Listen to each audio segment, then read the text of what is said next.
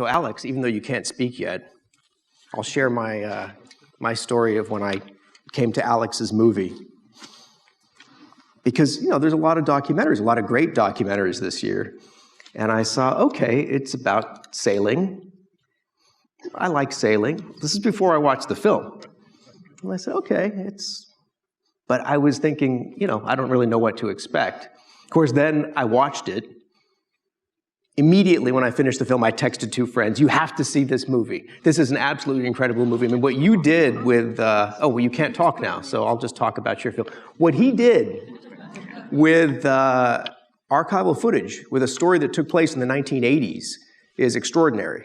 And in all of our documentaries, archival footage, verite footage, photographs, and interviews, I mean, are the staples. It's what we rely on. But yours was almost exclusively archival footage from the 1980s with those phenomenal interviews that you did. Those interviews are so good.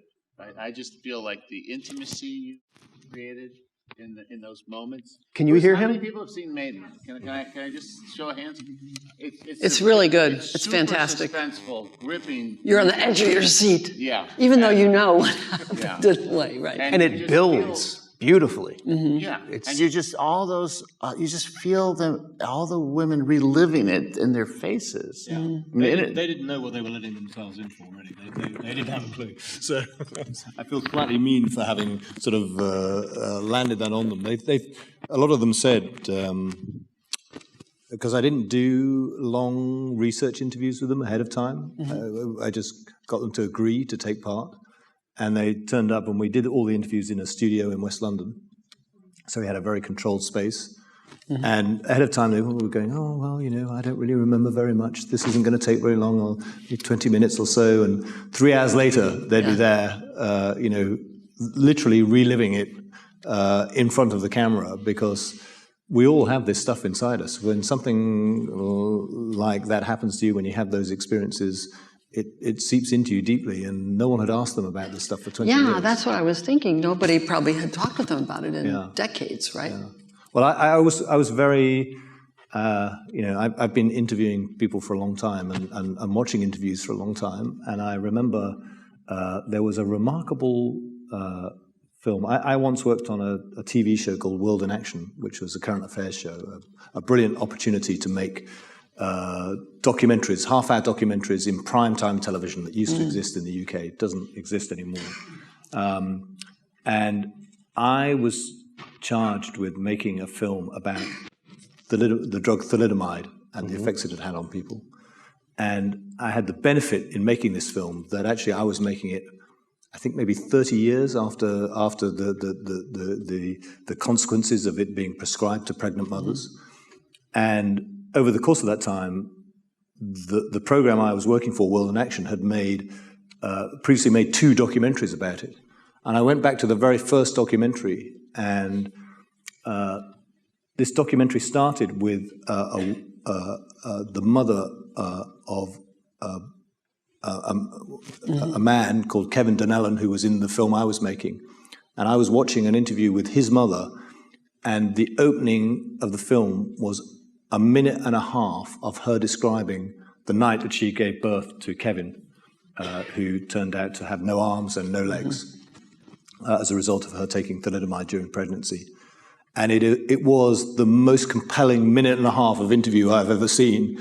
And I thought about why. I mean, not just because it was, you know, moving and you know, she was an incredibly empathetic character, but also because I realized up until that point, when they did that interview, there had been a complete moratorium, because there was an ongoing legal case. There had been a complete moratorium on reporting what had happened as a result of taking thalidomide. And when they did that interview, it was the first time anybody had sat that woman down and said, tell us what happened. And it just came out. Yeah. I saw an interview with you, speaking of interviews. He's thinking, what did I say? You said something very interesting to those of us who are filmmakers and who interview a lot of people. You said, you really only need 3 questions. And I thought, You remember saying this? Yeah, I do. Yeah. And I love that because it's essentially true, although you don't give yourself enough credit because, as you said, those are phenomenal. I'm trying to think what would those three what are the questions three be. You want to share? What happened? What happened? What happened next? How did you feel about it? Yeah. It's like, you know, there is nothing else to ask, you know. It's, That's good. So what happened next?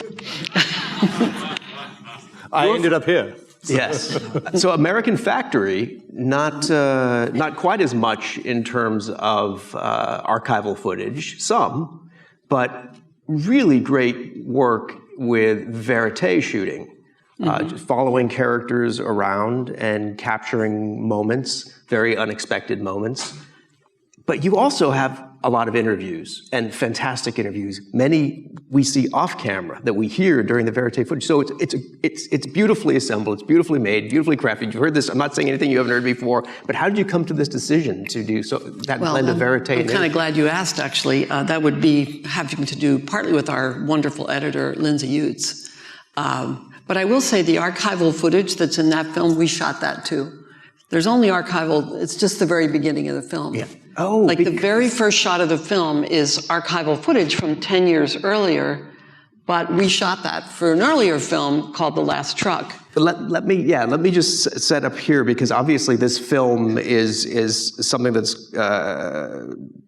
close to you, near and dear to your heart for a lot of reasons. The reaction to this film obviously has been quite a ride for you as well. The documentary directing award at Sundance for this film, a distribution deal from Netflix, the Obamas joining you and making this their first film under their banner at Netflix, and now, of course, the DGA and Oscar nominations, so congrats on all of that. Thanks. But it's close to home for you because of where you live and also the short film. They made a short film which was nominated for an Oscar in 2009 called The Last Truck, Closing of a GM Plant. So I suppose that ties into how you came to this and how you said the archival footage is actually something you shot. Right, it's part of the footage that we actually had never used that particular moment, which is when the preacher gives a prayer over the closing of the plant. And that we decided would be a beautiful beginning of the film. But you asked two different things. So one has to do with verite and the fact that we did many hours of beautifully lit sit-down interviews. We didn't use any of them. And that has to do with our editor. We use them as voiceover. We definitely combed all through them and used them as voiceover, but... You say it has to do with your editor, is that because you filmed it, you thought you were going to use it, and your editor said, wait a minute? Well, we shot it because, you do. Along with shooting, we had 5 cinematographers, don't forget, and we shot for 3 years. And the plant is, we live in Dayton, Ohio. I'm like a working class kid, and, we've made films about working people. So we filmed for 3 years. It's 23 minutes from our house to get to the plant. Well, with that much footage, when we started working with our editor, Lindsay, she challenged us in the way, the editor-director relationship is a crucial relationship, right? I'm sure you have a brilliant editor. And who is here tonight. Yeah. Oh. And shout out. You want to introduce your editor? Editor. Katie Breyer. I don't think Lindsay's not here. No. Lindsay is not here, but... Lindsay's at Sundance. Right, with everybody else. Yeah. She had one of the opening night films. Yeah. My editor was Katie Breyer, who's here. Katie, you want to... Where are you? Oh, way in the back, hiding. So Lindsay, of course, over 3 years, we shot lots and lots and lots of sit-down interviews with, if you've seen the film, the chairman. We shot probably 7 interviews with him, the vice president, the president, the head of HR, And the factory workers. And lots of factory Bobby, workers. Jill, Shanae. Oh, yeah, at their homes and so forth, partly because this is an opportunity to kind of get to know them. I mean, we don't interview in a studio. We interview in people's homes or where they work. And they were long interviews, some of them hours long. We interviewed like Wang, and some of them were all Chinese. We had a number of Chinese field producers, and 2 were really co-producers. And sometimes there would be, like Steve would be shooting an interview, like with Wang in our film, who doesn't speak any English. And it was Yi-Chen who was conducting the interview. But anyway, we had tons and tons and tons of interviews. And we've tended to use interviews in our films, like in The Lion in the House and in The Last Truck, there are sit-down interviews. In this case, though, Lindsay, after reviewing, we shot well over 1,000 hours, 1,200, we don't really know exactly. After seeing a lot of it, or a certain amount, she said, look, guys, why don't we try to see if we can make this a, like happening in front of the camera kind of film, like verite film. I think we can do it. I think the story can be driven by verite scenes. And we were all on board with that. We said, hey, we've never quite done that. Did you think she'd be able to? Yeah. You didn't know. Well, it didn't matter. We didn't say, will she be able to do it or not? No. We were game. It was exciting. There's something in a verite scene. I mean, you have verite scenes. They were just shot 30 years ago. It's like archival verite, right? There's a magic in the uncertainty of a moment, right? And when everyone's like, what's going to happen? And, that magic in a verite scene, we think of as very peak kind of cinema, documentary cinema. So we were totally happy she wanted to try that. Mm-hmm. I mean, I was personally, having labored over the lighting of all the interviews, I was deeply crushed that none of my craft ever will be seen, but doesn't matter. All of the audio was there. Yeah, all the audio was from your key three questions. Exactly. Yeah. Well, you mentioned the chairman. Now, the chairman refers to the Chairman Chinese owner of the company that came in to take over this GM plant, and a billionaire, I presume. Multi-billionaire. Multi-billionaire. Mm-hmm. Not the kind of guy you generally get access to have intimate one-on-one interviews with, let alone getting into a company to have access. How? How did that happen? Well, it goes back to The Last Truck, which is a 40-minute film, and HBO film. HBO, yeah, which was great to work with them. Our first non-independent film, and it was well known in our town, seen by everybody pretty much, but it was a very sad story. And so at one point, we all read in the newspaper, like, oh my gosh, the plant is going to be bought. There's going to be manufacturing again in Dayton, and we were all very excited about it. Turns out it was a Chinese entrepreneur billionaire. And people who had helped the plant come to Ohio, helped the Chinese folks come to Ohio, said to us, you made this very sad film. Well, how would you like to, start making a film in this very positive story? We said, well, it really does sound amazing, but here's our three conditions. Three conditions. Always threes, right? Yeah. One is we would take no money from the company at all, mm-hmm. and I think they thought they would pay us to make the film, but right away we said, no, we don't do that. Number two, they would have zero say over the editing. And number three, in other words, we would have total final cut. They would have no ability to say, take that scene out or whatever. And number three was we would have access. Like we would be on the plant floor in meetings, access the chairman, all that. And the chairman, being a bit of a maverick, said, okay, he saw our film, The Last Truck, he liked it. He saw it was an Oscar nominee, I'm sure that mattered. And he said yes. And in a Chinese company, a private company, mm-hmm. It's a private, it's not a government company. When the chairman says yes, it's yes. It's not like there's a big board of directors or all kinds of HR or whatever. It's just like he said yes and everybody. Yeah. Now, everybody on the factory floor also had to say yes. Just because the owner says we're going to do this film doesn't mean someone relinquishes their rights to privacy because they have a job in a factory. And so we would approach a lot of people working on that factory floor to ask them, hey, can we film you? And, some people said no. They were like, nah, I don't want to be in your movie. But a lot of people were very open and said, sure, why not? So, yeah. And everybody had seen The Last Truck. But, when you... the people who worked on the floor, they know the film, people who are local. Yeah, and a few people who hadn't, we gave them a copy on DVD, kind of thing. But I always like to mention that it's kind of like one thing to get access and another thing to get trust. Mm. Access does not guarantee you trust. And I think the fact that we just were there for 3 years and they knew we lived there, we weren't going anywhere. They knew we had made the other film, which takes a worker point of view. I think the management might have wondered, but one of the reasons we did so many sit-down interviews is to get to know them and for them to feel like we want to listen to them too, right? We didn't just want to shoot them at their computers or whatever, we wanted to really learn about them. So we did multiple interviews with management and so forth. And it's all crucial. Well, I mean, you had to build trust with everyone you interviewed, but did anyone not want to talk to you at first? Did you have to sort of say, well, I'm talking to this person, so why don't you talk to? Yeah, Tracy was uncertain. Wow.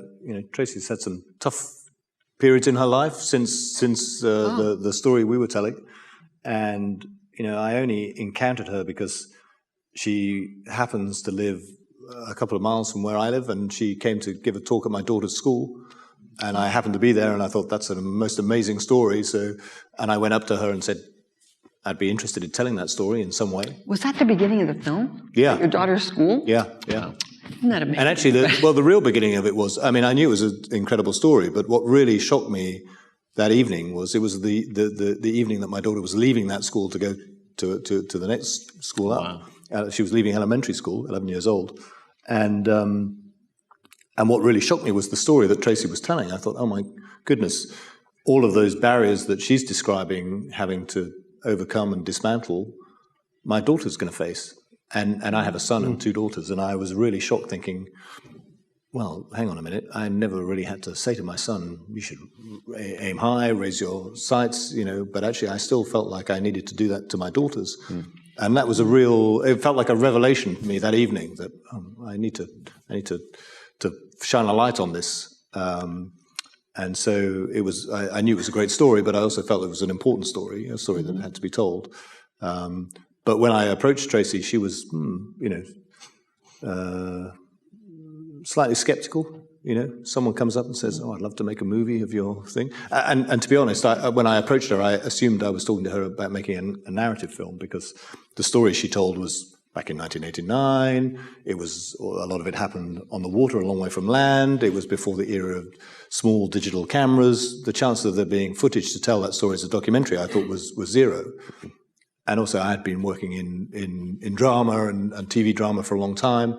I thought we'd be writing a script, and I started talking to her about this. And the second or third meeting, she said to me, "You do know we had a camera on board the whole way around." Whoa. It's amazing. It's like Absolutely amazing. Wow. That was a beautiful evening, I can tell you. Because also on that evening, that's when I still held the belief that maybe somewhere there was this box of tapes that were all the pristine rushes that would be somewhere. You said they were VHS? Yeah, that's what they shot on SVHS. Yeah. So and the challenge we faced was that they would give these tapes away at the end of when they would sail a leg and shoot while they were sailing, and then they would get to land and they would give them to the local news organization, who would then splice them up and slice and dice them and hand them out to anybody, and then just, I don't know, chuck them in the cupboard. Yikes. And we had to go back and go all the places there they had touched earth. Wow. And try and retrieve. When you watch the film, it almost feels like you had a lot to choose from. I would imagine. Yeah, it does. You didn't. That's Katie. Yeah, Katie. Thanks, Katie. Yeah, I mean, it was like reassembling a mosaic, or like someone had taken a vase and smashed it, and we had to put the vase back together. Yeah. You would get a piece of footage, you think, which ocean is that? And actually, the truth is, you become quite good at spotting which ocean it is. The same. color of the water, the weather, you start to Cloud spot all this patterns, stuff. yeah. And And you filmed over how many years? 3. 3 years. So there was 3 years. the opposite. You had quite a bit of footage to. Way too much. We had way too much. Yeah. Our editor was begging us to stop shooting by the end. Yeah, she came on before we finished shooting. So But for every good shot in the movie, there's like 100 bad shots. So you got, I think the key to verite is you just got to be there and Going. shoot, because and did you- so much will be terrible. But did your contributors ever tire of your questioning? It's 7 interviews. That's a lot, even over 3 years. Yeah. I mean, that's a lot of times to revisit someone and say, Good "Am I just question. sitting down again?" Are they like, these guys again? Get out of here. I mean, I had a day when I was interviewing the chairman and I was really asking him about the Union Drive, and he didn't like it. And he that may be the day that he got fed up. And he said to Mijia Lee, our co-producer who was translating, something like, if he asks another question about the union drive, this is over. Like, first he said, why is he asking so much about the union? Which obviously for us was a source of real drama. But then later he's like, if he keeps asking, I'm out of here. And Mija told me that. And then of course I said, okay, we can change subjects. No, it's such a powerful part of the story. We're going to take a Union look. Drive. Yeah. And by the way, those were folks, the Union Avoidance Company, Labor Relations Institute, would not allow us to shoot them. Would not allow. I mean, so it wasn't Why do like I we got think to I shoot saw them in the everything. film? Well, you did. No, the one scene. Wait, a documentary filmmaker not allowed to do something but does it anyway? Is that what I'm hearing? No, we had the one scene, Julia, that I think James, you're Yeah. referencing is when they were training the Chinese management about unions, and that we did have permission to film. But when they were talking to the Americans about how bad unions were, we were never allowed into the room. There is a scene in the movie that's only audio, and that audio was given to me by a worker. We did not ask that worker to record it, and we didn't know we were about to be handed it, but we were given it from that worker, and we felt okay to use it because it was, we didn't hide a mic or anything. Yeah. And so you can hear their messaging, their anti-union messaging. Well, we're going to take a look at a clip from the film. Do you want to set it up for us? Do you know which clip we're about to see? I don't know which clip we're about to see. Well, it's from American Factory. We know that. So let's take a look at a clip. And I'm going to adjust your microphone just a little bit. Oh, okay.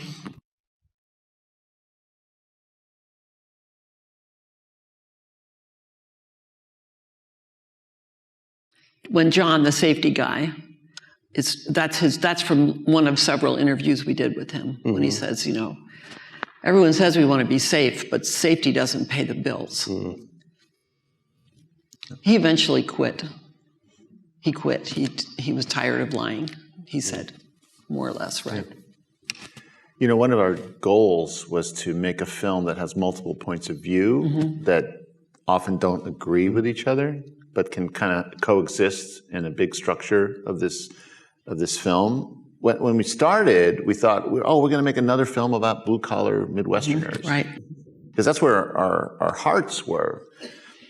And pretty quickly we realized this is enormous, and everybody's got stakes, whether they're American or Chinese, whether you work on the factory floor or you work up in management, you're an engineer, whatever. You have high stakes. You've quit other jobs to come here. You've come across the ocean to come here. You're not going to see your kids for 2 years to try to make this work.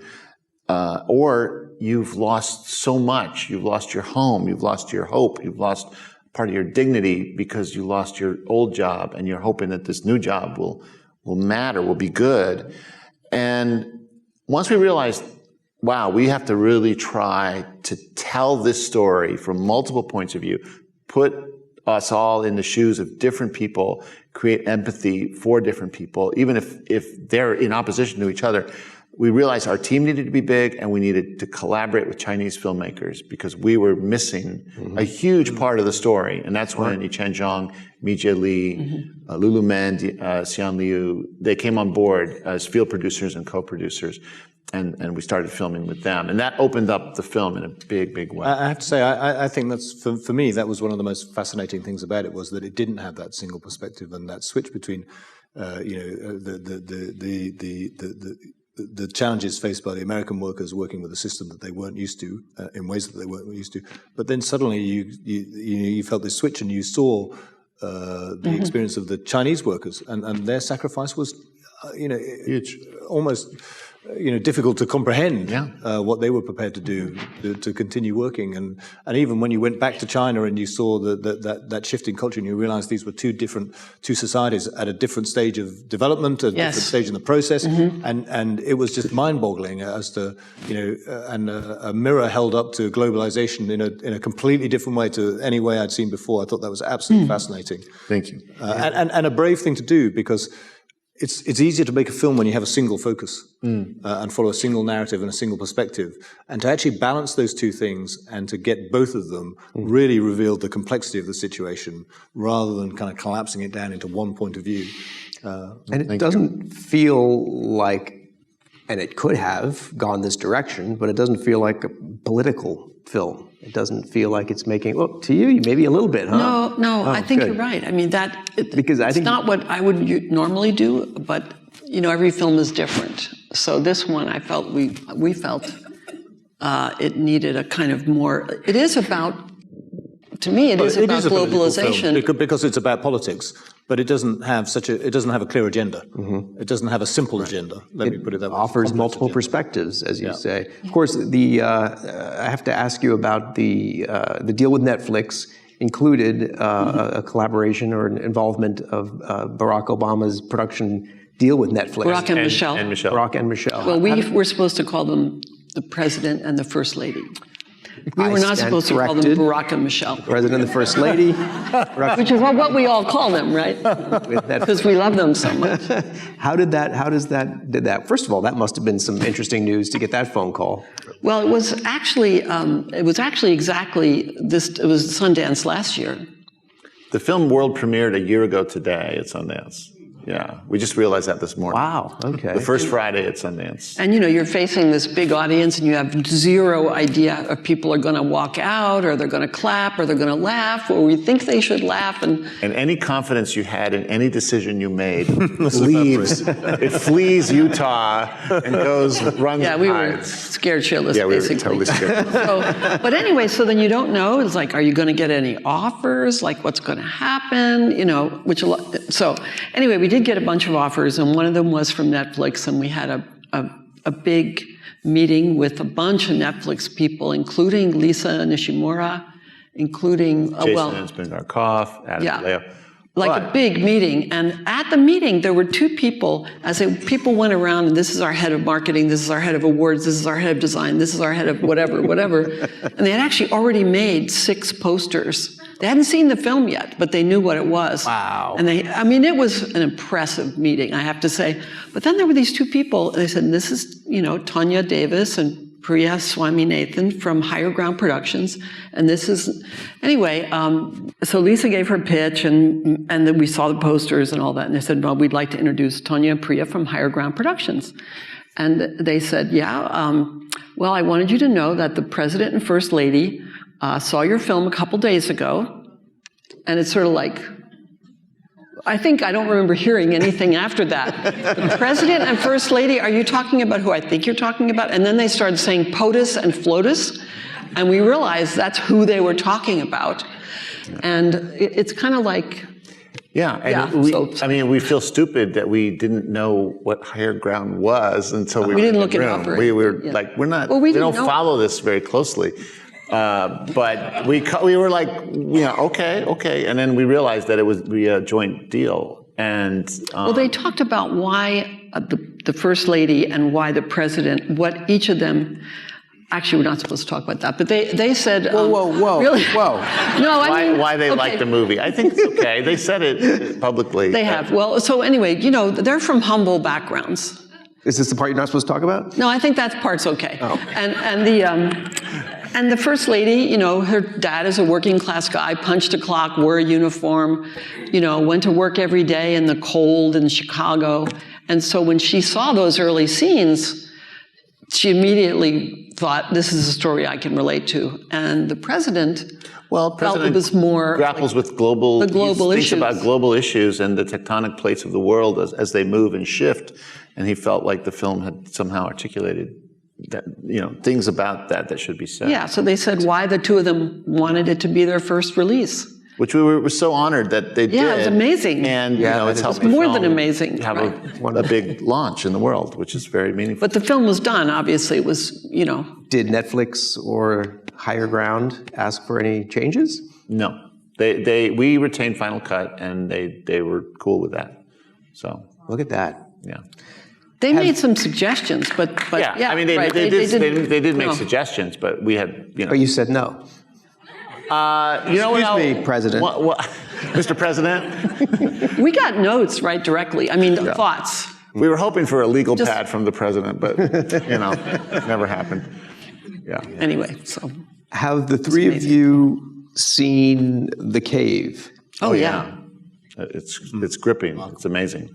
Yeah. And Faraz is apparently flown into the U.S. today And maybe will be showing up, and that would be so wonderful if he could. He's, you know, as you probably all know, he's really just had so much trouble with getting into the U.S. with our government. Yeah, but I don't know what the threat is, but Yeah, Faraz is known for, well, for this film now, but in 2016, I think, The Last Men in Aleppo. Fantastic movie. Fantastic also. film. Very courageous. It earned him some, an Oscar nomination and some global notoriety, and certainly some notoriety with the regime in Syria. And it's been difficult for him to travel internationally. There's been some trouble. His family has had troubles, and perhaps you've read about it recently in the newspapers, him trying to come in and having troubles getting his visa. But that is one of the films that is nominated this year by the DGA and by the Academy. Yeah. And let me just... It's such a good... Are we going to watch a clip? We're going to watch a clip. Okay. I'm going to just read the little synopsis here, since Faraz can't be here tonight, unless he runs in at the last minute by some miracle. But directed by Faraz Fayed, The Cave tells an unflinching story of the Syrian war. For besieged civilians, hope and safety lie underground inside the subterranean hospital known as The Cave, where pediatrician and managing physician Dr. Amani Balour and her colleagues have claimed their right to work as equals alongside their male counterparts, doing their jobs in a way that would be unthinkable in their oppressively patriarchal culture. Following the women as they contend with daily bombardments, chronic supply shortages, and the ever-present threat of chemical attacks, The Cave paints a stirring portrait of courage, resilience, and female solidarity. That does sum it up intellectually, but to experience the film, I mean, I found it devastating. yeah, absolutely, yeah. No, it's profoundly unsettling. And also, you know, so we sat in Dayton, Ohio, and made a film in our hometown, you know. I mean, the folks who made The Cave, For Sama, even to a degree, One Child Nation, I mean, a number of the films, people risked their lives and their futures to make their films. So I always feel like, we didn't do any big thing, really, to do our film. No, they had real courage. They had real courage. Real courage. Right. And Faraz Faraz has suffered a lot to make his films. And Waden, who made For Sama. The scene we're about to see is not one of the more graphic or extremely difficult to watch. It's Dr. Balour as she is having a conversation with one of the girls who's been brought into the hospital. So let's watch a clip from The Cave.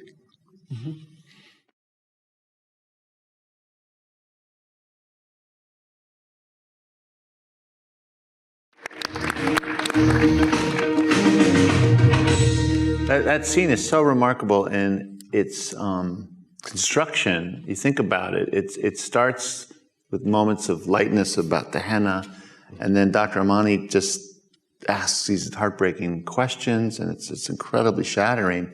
And then, as she does with the young woman, the filmmakers do with us, they gently lead us back to moments of humanity, you know, playing with the glove as a balloon. We're talking about what do you want to be when you grow up, and that stubborn refusal to sacrifice, to let go of your humanity in the face of like horror. It's so moving to just see that, you know. But it's brilliant filmmaking there. It is. And again, the verite, sometimes just holding on someone. Right. Let the scene play.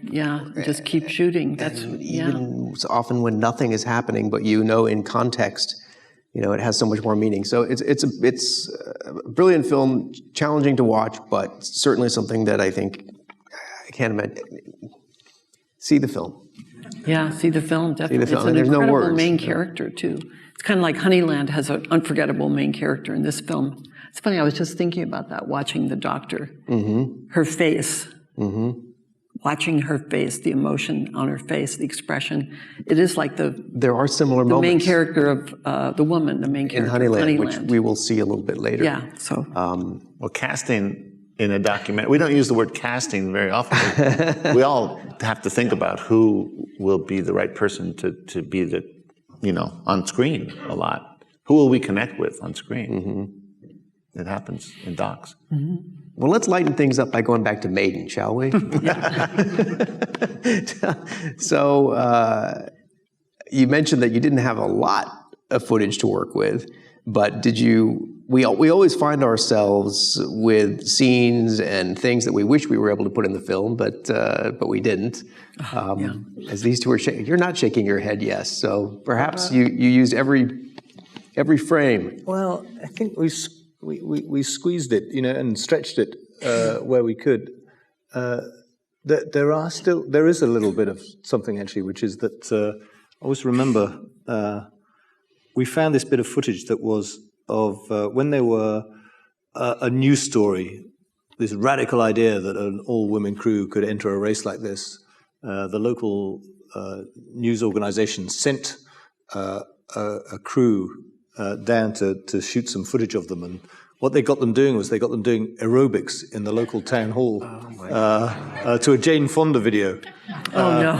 And this was absolutely, I remember when I first saw this, I thought, this is priceless. This is definitely going to be in the movie. This has got to be in the movie. Right. It's so funny. It's so cringeworthy. It's so, the whole idea of filming this, and it just puts you in a moment in time that is inescapable instantly like that. It didn't make the cut. It didn't make the cut, and that's so. There are always things, even when you are, trying to pass out your shards to stitch the story together to make your blanket. There's still stuff that you think, it just doesn't fit, and you have to be brutal with that material. Jane Fonda just not meant to be. Well, also, had it stayed, we probably wouldn't have been able to afford the rights to the there you DVD. go. So, But in a way, your film is more timeless because it doesn't root itself in a specific year or moment. Yeah. I mean, we filmed Donald Trump a lot in Ohio during the making of American Factory, and in the editing, we realized, you know what, that's old. That's old news. Yeah. So It was interesting, though, how much the media was against them, thinking there is absolutely no way these women should be doing this or will could succeed. Be, It's a lark. Yeah. Right? It wasn't taken, and it's fascinating to see. Yeah, and there were builds from there. Doomed to failure from the start, as far as the media were concerned. And what I found shocking was that the way that attitude suffused all of the questioning. It wasn't just people who had an agenda, or just even male journalists. The women journalists who interviewed them were just as shockingly sexist in their questioning and their line of approach, and just could not get beyond seeing them as a stunt. A stunt, exactly, and refused to see them as genuine contenders or sports people, and that was just really shocking how it pervaded the whole, because that was the world I grew up in. I was watching that sort of news. I was watching those attitudes on TV day in, day out growing up. And when you suddenly take something like this and get a perspective on it, and it brings it into focus, it was genuinely shocking to me. Well, they themselves played into it a little bit as well, didn't they? Yeah, they grew up in that world. They existed in that world. They weren't separate from the world that they were. They were having to both drink that water and resist it at the same time. It was very difficult, I think, for them. Well, they took themselves very seriously, though. Yeah, absolutely. They were in it to win it. I mean, they were exactly. I have to say, it's still no spoilers. Well, that was what I'm wondering. Is it a spoiler to talk about the swimsuits? Oh well, no. I think you can talk about anything. Well, because even the end, they were coming into one of the finishes, one of the legs, and all the men are coming in, and they're sailboats and disheveled, and they've been out at sea now for months, and the women decide, we're going to shave our legs and put on bathing suits and sail in there looking like... Well, it's interesting because that was a really... we talked a lot. I look up to Katie in the back there and Sam, who's also here from the production, about how to handle that moment. I mean, it was a really interesting, and the semiotics of it are so complicated. And they were complicated for the women then, and they're even more complicated for the women now, what they think about that moment. Because their whole battle had been to be taken seriously as contenders in this race, as people who were sailors and in it to try and do their very best and be competitive. And this happened at the moment when they had been in the lead, and due to several decisions that Tracy had made, they had taken themselves from first to not quite last, but almost last place, and they'd had a disastrous leg. And it was, a cynical decision that they thought, well, look, we don't want everybody to be writing and reporting about the fact that we have had a disastrous leg competitively, so let's distract them by putting on these swimsuits, and then we know what everybody's going to be writing about. And in a way, they were pandering to the very thing they had been fighting all of that time. It was in screenwriting terms, you'd say it was the moment when all hope was lost. It was kind of like they had given up their game, and they had to pull themselves back from that moment to try and gain something out of the race after all. But it was it was very interesting. I mean, I was just admiring the music in your film. I think is fantastic. Thank you. Scoring that particular moment was very interesting, to find the right key to sort of say this was actually, what's presented as a moment of sort of fun and celebration actually has a very minor key undercutting it, because actually it was a moment of great tragedy for them, acknowledging that they had failed in their ambition at that moment. Well, you handled it beautifully. I think it, the context was good, and I'm glad that made the cut, because it really does make you think about the different perspectives, the different times, and what they were facing. Do you want to set up the clip that we're about to watch? Do you know what it is? I'm not entirely sure what the clip is either. Nobody watches their own clips. They send them, but they don't watch them. Let's all be surprised together, shall we? Yeah, absolutely. Watch a clip from Maiden.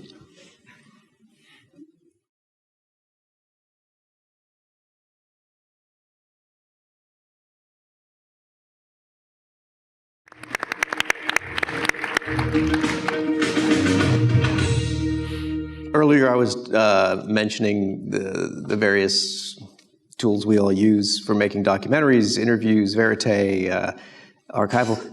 You mentioned music earlier, and I'm watching this, and I'm thinking the music is really helping bring this all together. And I noticed it as well during your clip, the subtlety of the music. You want to talk a little bit about your choices in music and composers? Well, my choices, I have only one choice, is done the music for every film I've made. A composer called Sam Sim. I don't know, it's interesting. Early on, we found each other. We found each other when I was making a mini-series for the BBC, and actually I had hired another composer, a very well-regarded composer at the time, and we were in the cut and trying to get the music to work against the cut. This was a drama, and it just wasn't working. And I just said, look, and I was very young. This was my first drama actually for the BBC. And I just wasn't feeling it. I couldn't get it right. We weren't on the same wavelength. And so I just said, look, we've just got to change course here. And I went with Sam, who was incredibly inexperienced. I think it was one of his first commissions. And yet his first pass was just, that was what I was after. And I knew it straight away. And I think it's about a shared sensibility, a shared sense of what the tone of the storytelling is. And actually, he's taught me a lot about the way I tell a story, the way that he responds to it musically tells me a lot about the way I tell a story. And I have tried to work with other composers, and it's not come off nearly so well. So for me, that's a really, obviously, one's producers and editors are absolutely key, but that relationship with the composer for me is absolutely central. Hey, if you find a way to be able to communicate with a composer, because there's a different language, really, absolutely, then you've got a great thing going. How about for the two of you with American Factory? Well, it's interesting what you said, because it's similar to us. We've always, with other films, we've always just worked with local people in Ohio, Dayton, who we know, who are very creative. We've never had a big budget for, But this time, since we were working with Participant, we had an actual budget, which was quite a treat. So we realized we could have a composer. You want to? Well, and then we started looking around with whom to work. the Sundance Institute was very helpful and recommended a number of people.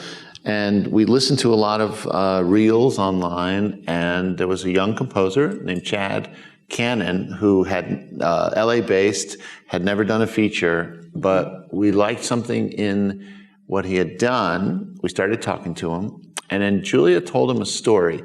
She had gone to a concert and heard a Mozart piece called Grand Partita. We'd been talking about what kind of music should go with this huge environment. What kind of sound even? Yeah, and this piece, this Mozart piece, was very built on brass and percussion, big instruments, not tender little violins or flutes. Actually, it was woodwinds. And woodwinds, right. It was the, yeah. It was, And so Chad took that story, and without us hiring him, he just started making music and sending it to us. And it was as if he was auditioning again and again for like a 10-day period. And every other day there'd be a new piece of music. he used the woodwinds because the Grand Partita is 17 woodwinds with one French horn and one double bass. Yeah. And then I remember very well, we were up in the balcony and the sound of these woodwinds just kind of, and it just suddenly hit me, this could be the sound of the big sound of the factory. You know, not flutes and violins and, you know what I mean, like nothing like that. Yeah. It had to be deep. But the other thing, let's see, was, no. Well, pretty quickly we were like, oh, and glass. We got to work with this guy. But Chad Cannon, who's from Salt Lake City, Utah, lives in LA now.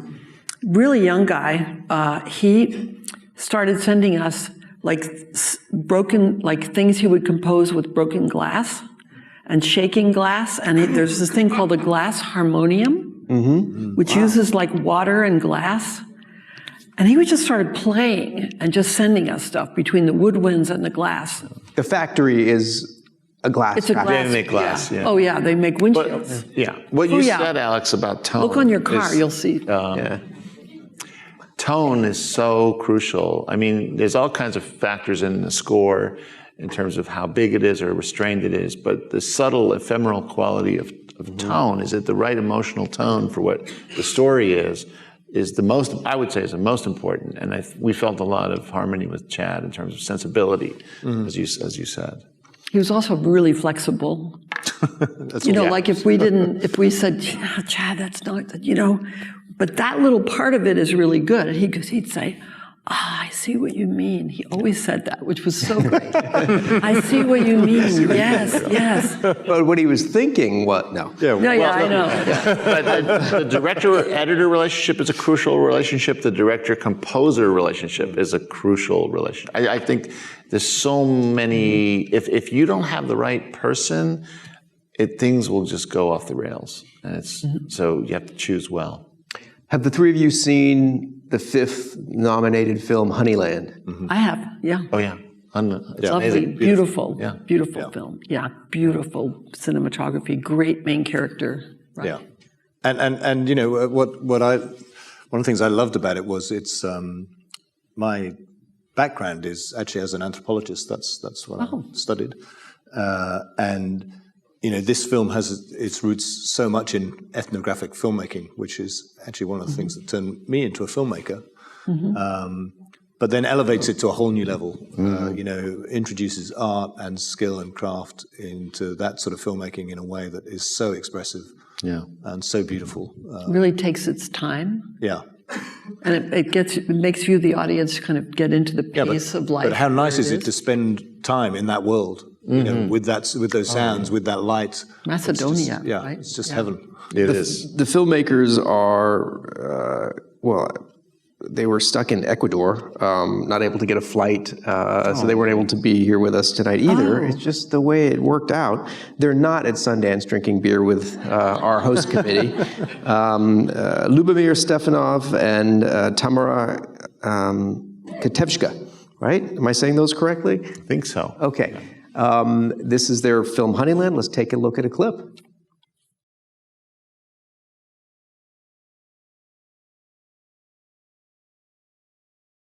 That is such visual storytelling, when you get to that cutaway, as she's looking out the window, you realize it's like a swirl of both. You feel her loneliness, you feel her serenity is gone, but there's also something like, but there's life in all that youthful chaos of the kids.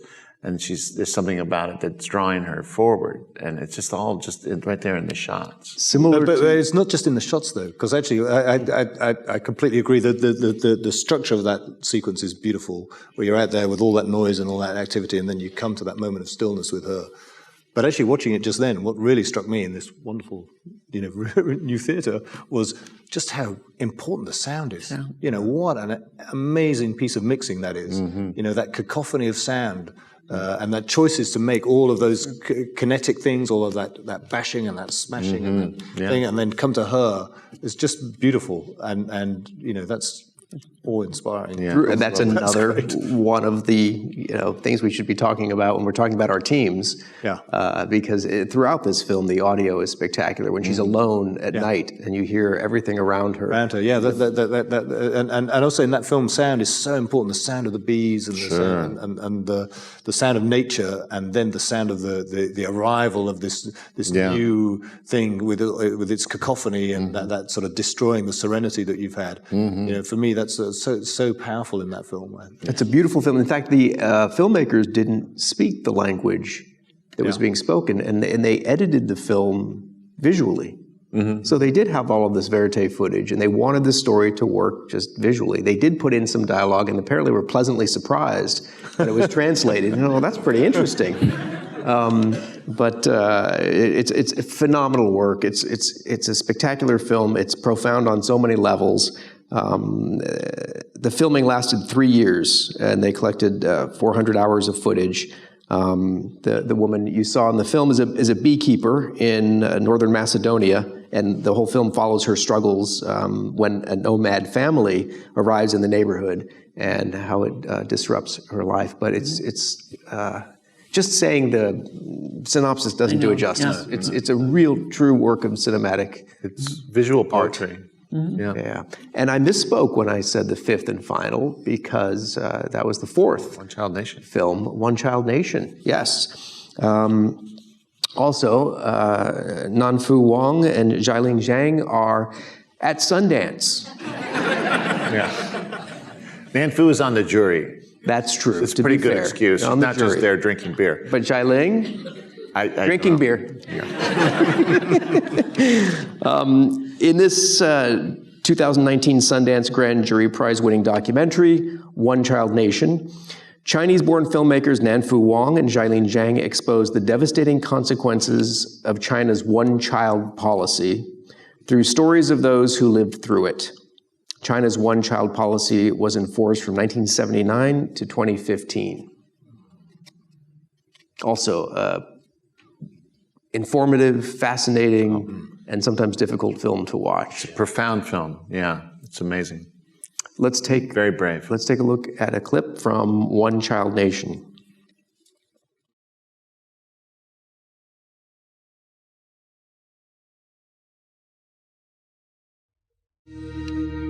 Wow, that sequence really makes you think about propaganda.